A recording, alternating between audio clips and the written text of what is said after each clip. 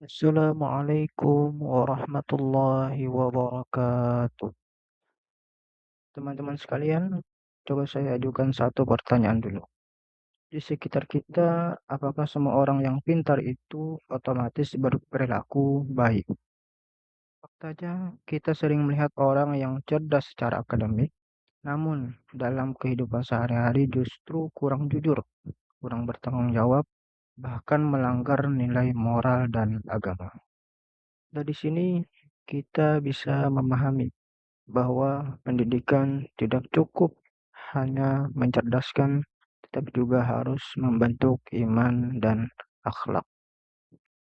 Maka pada video pembelajaran ini kita akan membahas konsep pendidikan menurut Al-Quran. Kenalkan, nama saya Muhammad Zaini Ramadhani dengan NPM 2412 6343, mahasiswa program studi pendidikan agama Islam Fakultas Tarbiyah. Dalam Islam, pendidikan memiliki makna yang sangat-sangat luas. Pendidikan bukan hanya proses belajar di sekolah, tetapi proses membentuk manusia seutuhnya. Al-Quran tidak hanya berbicara tentang ibadah ritual, tetapi juga tentang bagaimana manusia dididik agar hidup sesuai nilai ilahi.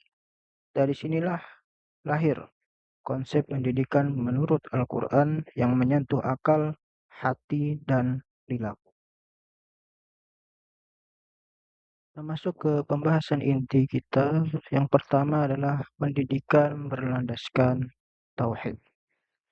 Konsep pertama dalam pendidikan menurut Al-Quran adalah tauhid. Tauhid menjadi fondasi seluruh proses pendidikan. Contohnya, ada seorang siswa yang sangat pintar, nilainya selalu tinggi.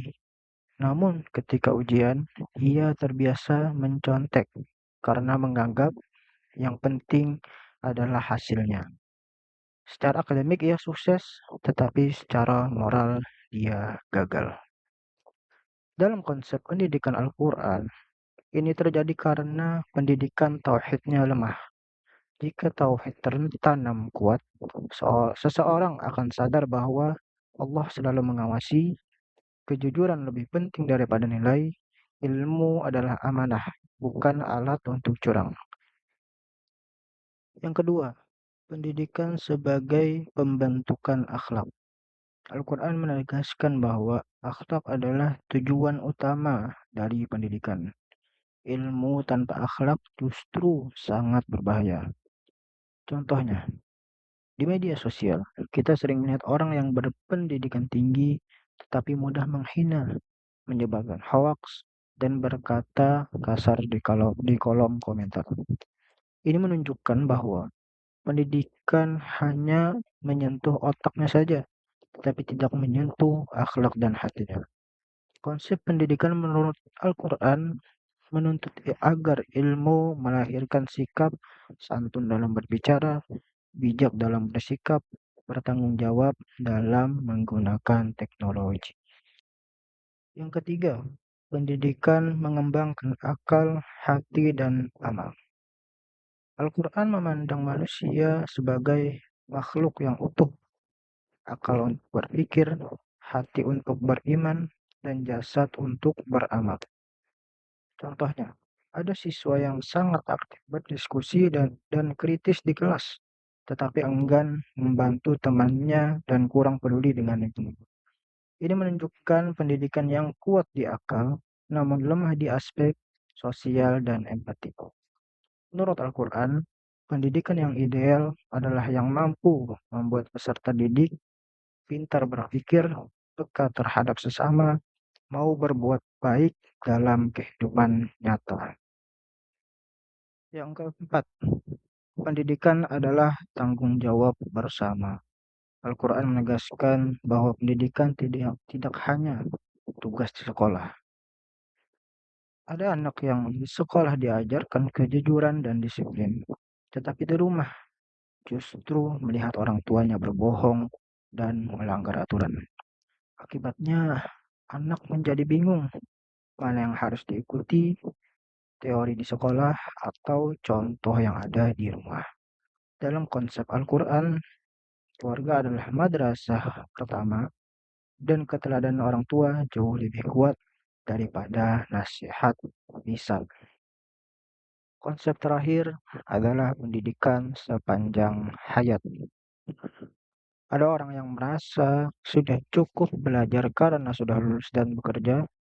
Ia menolak kritik dan merasa paling benar. Dalam Islam, sikap ini bertentangan dengan konsep pendidikan Al-Quran. Belajar tidak berhenti di bangku sekolah saja, tapi berlangsung selama manusia hidup. Setiap pengalaman hidup adalah pelajaran dan setiap kesalahan adalah proses pendidikan.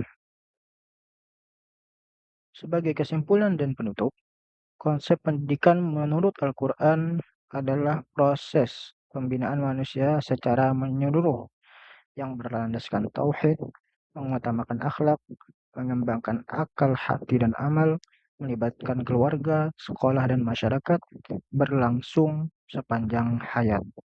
Pendidikan dalam Islam tidak hanya mencetak manusia pintar, tetapi membentuk manusia yang beriman, berakhlak, dan bertanggung jawab.